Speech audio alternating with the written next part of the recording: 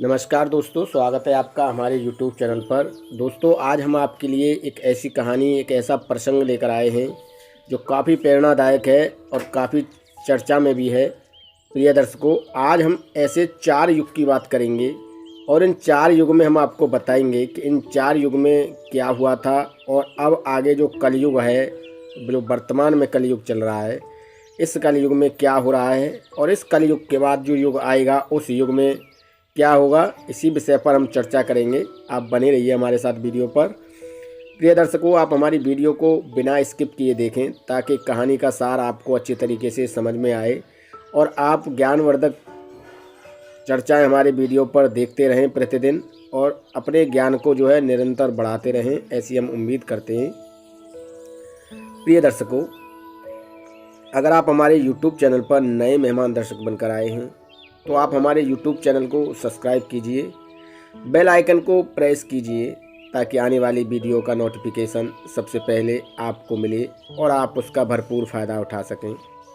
प्रिय दर्शकों, आधा अधूरा ज्ञान किसी काम का नहीं रहता है। उम्मीद करता हूं कि आप वीडियो को पूरा देखेंगे, बिना स्किप किए देखेंगे। प्रिय दर्शकों, युग 4 होते हैं: सतयुग, त्रेता युग, द्वापर युग और कलयुग। प्रिय दर्शकों, सतयुग में इंसान की लंबाई जो होती थी वो 32 फीट की होती थी। धर्म 100% था और पाप 1% था, या आप ये कह लीजिए कि पाप का नाम था ही नहीं। और ऐसे युग में राजा हरिश्चंद्र भी थे जो काफ़ी दान धर्म किया करते थे और काफ़ी सत्यवादी राजा हरिश्चंद्र हुए थे इस सतयुग में। प्रिय दर्शकों, ऐसा था सतयुग। अब त्रेता युग की बात कर लेते हैं। त्रेता युग में इंसान की लंबाई 21 फीट थी और पाप 25% था और पुण्य 70% था, यानी कि धर्म 70% था। इस युग में श्री हरिनारायण विष्णु भगवान जी ने वामन भगवान का अवतार लिया था और श्री राम भगवान का भी अवतार लिया था। और इस युग में राजा बाली ने 3 पग धरती विष्णु भगवान को दान की थी और उस 3 पग धरती में ही विष्णु भगवान ने पूरे ब्रह्मांड को नाप दिया था। प्रिय दर्शकों, इस युग में एक रावण नाम का राक्षस भी पैदा हुआ था जिसने माँ सीता का हरण किया था और वो इस युग में माँ सीता को छू तक नहीं पाया था। ऐसा था त्रेता युग। प्रिय दर्शकों, इस युग में धर्म 75% था और पाप 25% था। और इस युग में ही श्री भगवान राम ने रावण का नरसंहार किया था, रावण का वध किया था। ऐसा था त्रेता युग। अब बात कर लेते हैं द्वापर युग की। द्वापर युग कैसा था? प्रिय दर्शकों, ये सब बातें भविष्य पुराण में लिखी हुई हैं और काफ़ी वेद पुराण शास्त्रों में भी सभी ये बातें लिखी हुई हैं। अब बात कर लेते हैं द्वापर युग की। द्वापर युग में इंसान की जो लंबाई थी, द्वापर युग में इंसान की जो लंबाई थी वो 15 फीट थी। पुण्य 50% था और पाप भी 50% था। इस युग में महाभारत की भी लड़ाई हुई थी और इस युग में भगवान श्री कृष्ण ने भी जन्म लिया था। और इस युग में भगवान श्री कृष्ण ने धर्म के लिए पांडवों का साथ दिया था और इस युग में भी भगवान श्री कृष्ण ने द्रौपदी की धर्म के लिए काफ़ी रक्षा की थी। प्रिय दर्शकों, इस युग में पाप 50% था और पुण्य 25% था, यानी कि दोनों बराबर का था। ऐसा था द्वापर युग। इस युग में भगवान श्री कृष्ण ने कंस का भी नरसंहार किया था, जो कि कंस काफ़ी अत्याचारी था। ऐसे अत्याचारी राजा का भगवान श्री कृष्ण ने नरसंहार किया था। ऐसा था द्वापर युग। प्रिय दर्शकों, अब बात कर लेते हैं कलयुग की, जो अब वर्तमान में चल रहा है, जिसकी ब्रह्मा पुराण में भविष्यवाणी की गई थी। कलयुग में इंसान की जो लंबाई थी वो 5.5 फीट थी। पुण्य ना के बराबर था और पाप 100%, यानी कि इस युग में पाप 100% है और पुण्य 1%। और या आप ये कह लीजिए कि पाप 1% भी, पुण्य 1% भी नहीं है और पाप 100% है। धर्म का नाम रहा ही नहीं है, अगर नाम है तो वो सिर्फ अधर्म का है, पाप का है। पुण्य का और धर्म का कहीं नाम ही नहीं है। इस युग में हर जीव जंतु परेशान है। इस युग में पाप की मात्रा ज़्यादा बड़ी है। आप ये कह लीजिए कोई किसी को नहीं छोड़ रहा है, चाहे वो रिश्तों में कुछ भी हो, चाहे भाई बहन हो या पिता पुत्र हो या पिता पुत्री हो। ज़मीन और जायदाद के लिए भाई भाई को मार रहा है, बहन भाई को मार रही है। ऐसा चल रहा है कलयुग।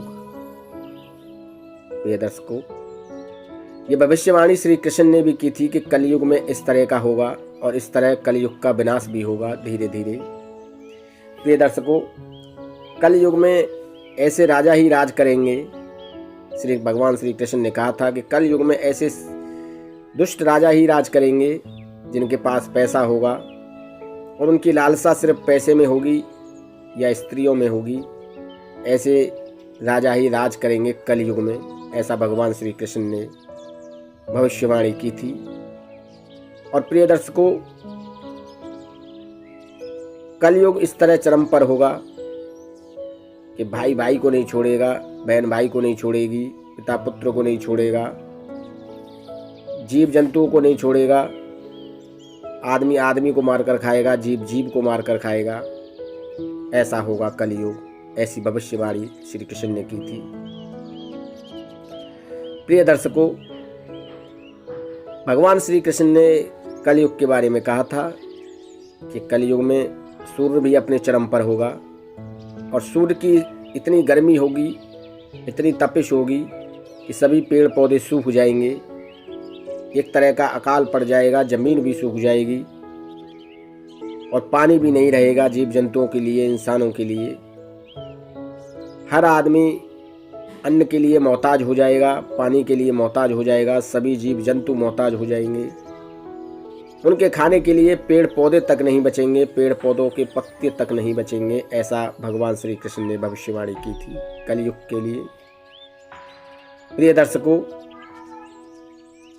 कलयुग में जो पाप है वो अधिक होगा और पुण्य बहुत कम रहेगा। ऐसी भविष्यवाणी भगवान श्री कृष्ण ने की थी कलयुग को लेकर।